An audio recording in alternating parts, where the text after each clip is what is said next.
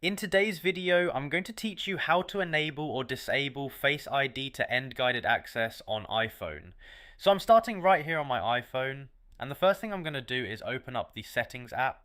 I'll tap on Settings, let it load for a second, and once it opens up, you'll see that familiar list of options. From here, I'm going to scroll a little bit until I find accessibility. There it is, so I'll tap on accessibility and go inside. This section is where you adjust how different features behave, and that's exactly where we need to go for this setup. Now that I'm in accessibility, I'm going to scroll all the way down toward the bottom of the screen. Just keep swiping upward so the list moves along. There are quite a few options here, so don't worry if it takes a moment.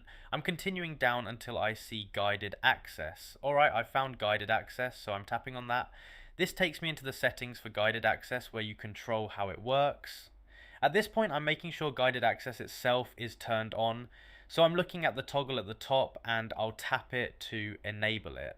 Once that's switched on, we can move forward. Now I'm going to tap into passcode settings. That opens up another screen with more control over how guided access can be ended. From here, I'm looking for the option labeled Face ID.